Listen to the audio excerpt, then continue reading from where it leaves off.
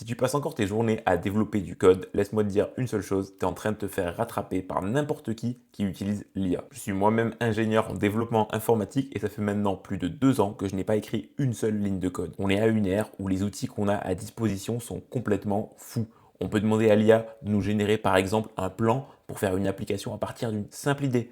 On peut générer des designs professionnels à partir d'un simple prompt. Et puis derrière, on peut carrément demander à un agent IA de développer l'application et de la mettre sur le web. Et tout ça sans coder une seule ligne. Donc oui, je suis ingénieur aujourd'hui et je ne développe plus rien à la main. Je passe par des outils que je vais te présenter dans cette vidéo pour te donner des idées de comment toi tu peux, si tu es ingénieur ou pas du tout, même si tu n'as aucune connaissance dans le code, tu peux développer toi-même tes propres applications. Donc tout simplement, déjà, il faut que tu aies accès à un LLM, donc un Large Language Model, donc tout simplement un ChatGPT, un Gemini ou un Claude, peu importe. Le mieux, c'est de payer parce que tu auras plus de tokens et des réponses de meilleure qualité. Mais encore une fois, tu fais ce que tu veux. Donc en fait, là-dedans, tu vas pouvoir donner ton idée. Donc si tu as une idée d'application, tu vas pouvoir la décrire à ton agent, à ton LLM, et tu vas lui dire, voilà, j'aimerais que tu m'aides à tout simplement la challenger ou la décrire ou la détailler, décrire les besoins spécifiques. Mais voilà, juste communiquer, parler avec lui comme tu pourrais parler finalement à ton docteur ou à ton nutritionniste, peu importe.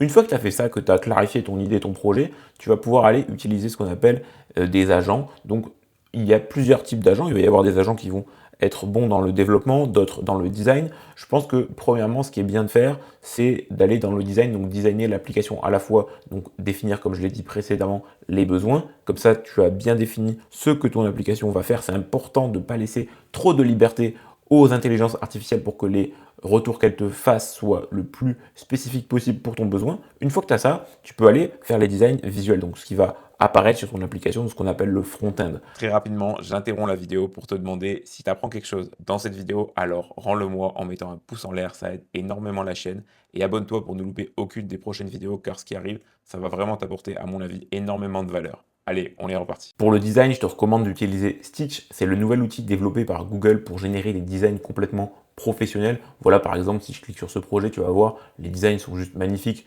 Ça, c'est fait à partir de simples prompts. Donc voilà, tu n'as aucune excuse aujourd'hui pour te dire j'ai pas de designer. Non, tu peux tout simplement prompter une IA qui va te le faire pour toi, ou tu peux même demander au Google AI Studio. Il y a plein de manières de générer des magnifiques designs. Une fois que tu as ces designs, ils sont exportables comme tu peux le voir juste ici. Donc tu peux les exporter à la fois sur GitHub, donc un endroit où tu vas pouvoir exporter du code, mais tu peux aussi tout simplement télécharger le code qui correspond à ces designs. Tu vois, là je peux faire more, view code, et donc j'ai accès au code qui me permet d'afficher ce design sur une page web. Une fois que tu as ce design, c'est super simple, tu as juste à donner le code qui correspond à ce design à un agent IA qui va te développer, qui va tout simplement donner vie à ton design pour en créer une application 100% fonctionnelle. Pour donner vie à ton application, il existe aujourd'hui plusieurs agents sur le marché qui sont disponibles pour créer ton application de A à Z. Le premier qui me vient en tête, c'est l'agent de ChatGPT qui est gratuit, que tu peux essayer aujourd'hui en le téléchargeant sur ta machine. Voilà, tu lui donnes les designs et le cahier des charges que tu auras préalablement défini avec ton LLM, et lui va te faire ton application. Tu peux lui poser n'importe quelle question, il résoudra tous tes problèmes normalement. Ensuite, tu as Claude Code qui est très puissant. C'est certainement aujourd'hui le meilleur pour développer n'importe quelle application, en tout cas pour tout ce qui s'agisse de code, c'est lui le meilleur. Et donc Claude Code, le problème c'est que c'est payant et relativement cher à comparer des deux autres solutions que je vais te présenter dans cette vidéo. Mais en tout cas, garde-le en tête, si tu veux de la qualité, Claude Code est très puissant. Et le dernier que je te recommande vivement, c'est Google Anti-Gravity. Donc c'est une solution de Google que tu peux tester encore une fois gratuitement et qui est aussi très puissante. Pourquoi? Et j'en parle beaucoup dans des vidéos sur la chaîne que je t'invite à aller regarder parce que je fais des tutoriels de comment créer une application de A à Z avec Anti-Gravity en partant d'une idée. Bref, tu peux aller checker ça.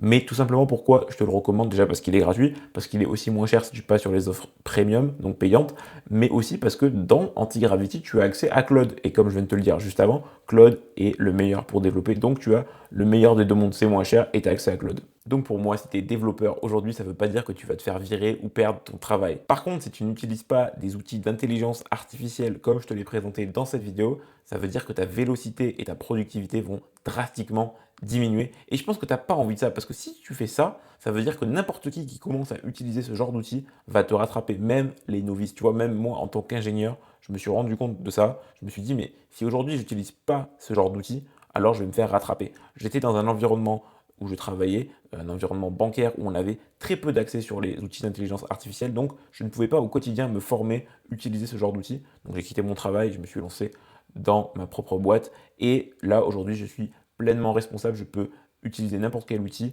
et ça, je vois ma productivité qui augmente mais drastiquement et surtout je peux suivre la courbe. Je ne suis pas forcément au courant de tout ce qui se passe parce que bien évidemment il y a l'effet FOMO, donc Fear of Missing Out, qui veut dire qu'en fait forcément tous les jours on entend parler d'un nouvel outil, d'un nouveau workflow à implémenter dans son processus pour travailler, pour augmenter sa productivité. Il ne faut pas tomber dans le piège de se dire ok il faut toujours que j'ai les derniers outils, etc., etc. Parce que si tu fais ça, tu vas jamais te lancer, tu vas jamais produire, tu vas toujours améliorer ton workflow ici et là, mais au final tu ne produis rien. Il faut que tu trouves un workflow qui est compétitif et que tu l'améliores de temps en temps quand tu vois des améliorations qui sont pertinentes pour ton workflow. Aujourd'hui, pour moi, en tant que développeur, on doit piloter les outils d'intelligence artificielle, donc les agents IA, pour développer de la meilleure des manières. Parce qu'en fait, on a cette connaissance donc technique qui nous permet de mieux les diriger et surtout, du coup, on peut les voir un petit peu comme des stagiaires ou des développeurs juniors pour développer à la place de nous le code, écrire le code finalement, faire les choses qu'on n'a pas forcément envie de faire.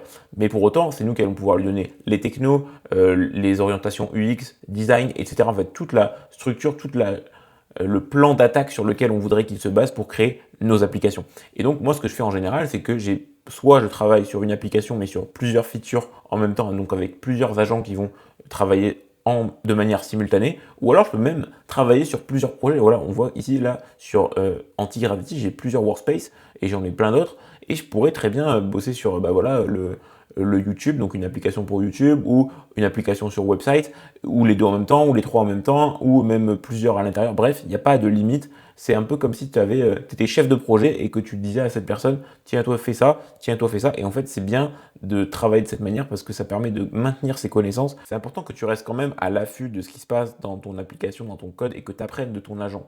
Il ne faut pas que tu fasses des choses sans les comprendre. C'est important aujourd'hui, si tu n'as pas les connaissances, que tu n'es pas développeur et que tu te lances dans le vibe coding, c'est bien, mais crois-moi, il faut que tu connaisses voilà, ce que c'est qu'une base de données, une API, comment ça fonctionne, les tokens, l'authentification. C'est des choses qui sont importantes et là, j'en ai cité à peu près 10%. À travers cette vidéo, je veux surtout sensibiliser les développeurs qui se reposent sur leur laurier. Les gars, formez-vous, allez utiliser ce genre d'outils, faites de la veille technologique, c'est ultra important. Lancez des projets rapidement avec ça pour voir comment vous pouvez l'implémenter dans votre workflow. Je suis vraiment curieux d'avoir votre avis en commentaire sur cette question finalement. Est-ce que les développeurs, c'est vraiment fini? Ou comment en fait vous faites au quotidien pour améliorer votre workflow et pour vous adapter à la situation? Si tu as aimé la vidéo, mets-moi un gros pouce en l'air, c'est vraiment apprécié. Et abonne-toi à la chaîne pour pas louper les prochaines vidéos qui arrivent parce que ça va être du lourd. Et sur ce, je te souhaite une excellente soirée. Tchuss!